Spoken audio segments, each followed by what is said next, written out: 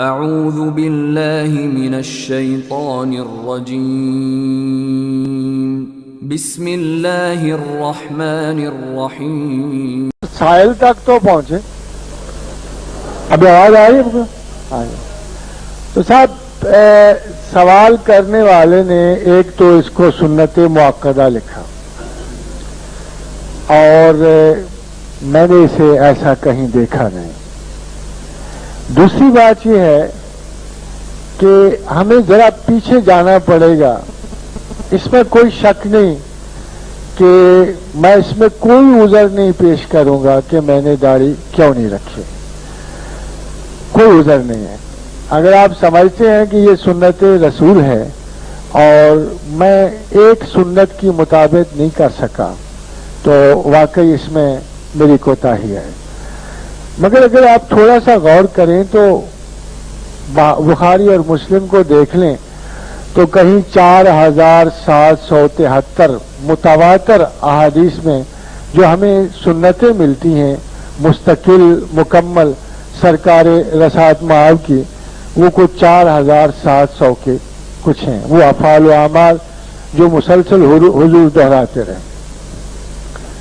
ہو سکتا ہے کہ میں نے ایک ظاہری سنت کو پورا نہ کیا ہو، مگر شاید میں جد و جہد کر رہا ہوں کہ 4000 میں سے بہت ساری کو پورا کر دوں.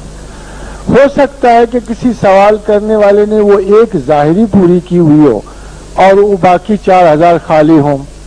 یہ ایک بڑی بدقسمتی کی بات ہوگی کہ ہم ایک ہی سنت پہ اساس علم و زندگی بنیاد کر بیٹھے. اب میں آپ کو تھوڑا سا ٹیکنیکل جواب دے دوں کہ داڑھی کیوں آئی، کس وقت آئی اور کس وجہ سے آئی. مجھے یہ اچھی طرح علم ہے کہ سائل کے علم میں یہ بات نہیں ہے. اگر ہے تو میں اسے سننا پسند کروں. تو دراصل بات یہ ہے صاحب کہ شروع میں مسلمان اور کافر دونوں داڑھی منڈاتے تھے. پھر یہ سلسلہ چلتا رہا اور تلوار کے بلیڈوں سے داڑھی منڈاتے تھے. اس وقت تو خاص چھوٹے چھوٹے بلیڈ بھی نہیں تھے.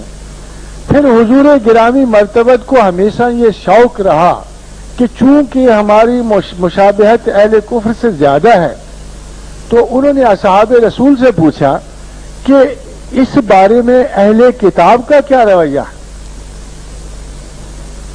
تو کہا جا کہ یا رسول اللہ علیہ وسلم عیسائی راہب مذہبی لوگ اور بنو اسرائیل کے جو ربی ہیں یہ داڑھی رکھتے ہیں. تو فرمایا پھر ہمیں اہل کتاب سے مشابہت پسند ہے. تب مسلمانوں نے داڑھی رکھنی شروع کر دی. اتفاقاً عربوں کی داڑھی ہوتی بڑی کم ہے، وہ 2-4 بال 10 بال. بہت سارے لوگوں نے رکھی. پھر یہ سلسلہ چلتا رہا اور ایک طریقے سے یہ شناخت کرنے والی بات سنت رسول ہو گئی. اس میں کوئی شک نہیں رہا. یہ پروسیس جب آگے بڑھا تو ابھی دیکھنا یہ ہے کہ سنت رسول اللہ صلی اللہ علیہ وسلم کیا کافر اور مسلمان میں ڈفرینشیٹ کرتی ہے یا اب مسلمان اور مسلمان میں ڈفرینشیٹ کر رہی ہے. اگر آپ ایک اور آیت قرآنی پہ غور کریں تو خداوند کریم کہتے ہیں کہ ان الذین فرقوا دینہم وکانوا شیعا لست منہم فی شیء، کہ جن لوگوں نے اپنے اپنے دین میں فرق کر لیا اور وہ گروہ بن گئے، اے پیغمبر تو ان میں سے نہیں ہے. اب اگر آپ اپنے ملک میں ہی تھوڑا سا غور کر لیں تو بڑی عجیب سی بات یہ نظر آتی ہے کہ جب لوگوں نے اپنے اپنے مسلک میں فرق کیا تو داڑھی واحد ایک ایسی چیز تھی جو سمبل آف گروپس بن گئی. یعنی آپ دور سے دیکھ کر ایک تبلیغی جماعت کے فرد کو کہہ سکتے کہ یہ تبلیغی ہے، اس کی داڑھی کا اپنا سٹائل ہے. اسی طرح دور سے دیکھ کر ایک جماعت اسلامی کے فرد کو کہا جا سکتا ہے کہ یہ اسپیشل کٹ ہے، یہ ضرور جماعت اسلام سے تعلق رکھتے ہوں. اسی طرح اگر آپ غور کریں تو کچھ عرصہ پہلا مرزائیہ کو دور سے دیکھ کے کہا جا سکتا کہ یہ جو اتنی چھوٹی سی داڑھی بیچ میں لگی ہوئی ہے ضرور مرزائیہ کی ہے. تو بدقسمتی سے بر صغیر میں اور اوورا تمام تر داڑھی جو ہے گروہی مسلکوں کا نشان بن گئی اور ان کو ایک دوسرے سے ڈفرینشیٹ کرنا شروع کر دیا. میں نے ایک تبلیغی جماعت کے صاحب سے پوچھا کہ آپ داڑھی اتنی کیوں بڑھاتے ہیں کہ بدزیب ہو جائے. تو انہوں نے کہا جی اس کو ہم نے بلیڈ نہیں لگانا، سچا ہے، یہ کام سچا ہے۔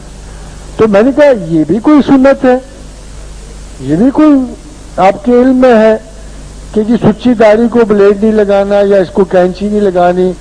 حالانکہ ہمارے پاس روایت موجود ہے کہ جب ایک بدو نے بڑی خوفناک داڑھی رکھی ہوئی تھی، جھاڑ جھنکار رکھے ہوئے تھے، تو حضرت عمر نے اسے دیکھا اور سختی سے بلایا اور اسے گھٹنوں میں دیا اور اسے کٹوایا۔ تو حضرت اس کے بارے میں میری تخصیص یہ ہے کہ اب داڑھی کافر اور مسلم میں پہچان نہیں رہی، بلکہ الٹا یہ گروہی علامات بن گئی ہے۔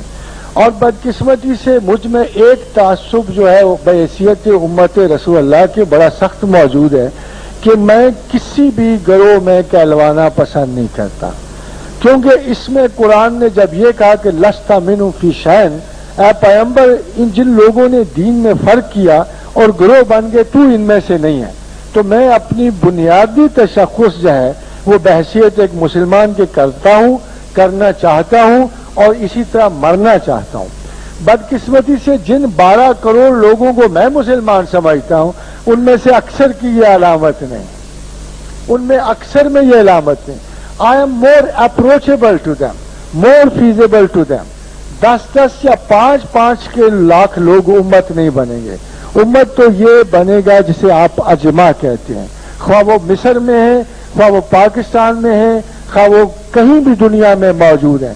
If you count Muslims as 1 billion تو ان میں یہ گروہی ریلیجس ایٹیچیوڈز اور پیٹرنز نہیں آئیں گے۔ اب ایک پرسنل بات بھی آپ سے کہوں، بڑی معذرت کے ساتھ، کیونکہ ہر شاگرد کا استاد سے تعلق ہوتا ہے اور مینٹلی میں سلسلہ جنید سے تصوف میں تعلق رکھتا ہوں، اور میرے شیخ خالد بن عثمان حجویری نے بھی ایک فتویٰ دیا ہوا ہے، وہ میں حجت نہیں سمجھتا، آپ مانے نہ مانے مگر مجھے وہ فتویٰ بڑا بہتر لگتا ہے۔ تو حضرت سید حجویری نے ارشاد فرمایا کہ جس سنت پہ فسق و فجور کا گمان ہونا شروع ہو جائے اس کا ترک اس کے اپنانے سے بہتر ہے۔ میرے خیال میں اس کی وضاحت نہیں کروں گا، میرے بہت سارے معزز دوستوں نے ماشاء اللہ تعالی العزیز سنت رسول سجا رکھی ہے اور میں ان کی قدر کرتا ہوں۔ میں اب بھی کہتا ہوں کہ میں یہ وضاحت بحیثیت عذر کے نہیں دے رہا، میری اپنی ایک انڈرسٹینڈنگ ہے۔ As a teacher I am approach to millions of people who can listen to me۔ اگر میری داڑھی ہوتی تو میں اتنا اپروچیبل نہیں ہوتا، مجھے زیادہ تعصب اپنے رسول کے دین سے اور اپنی بنیادی شناخت سے۔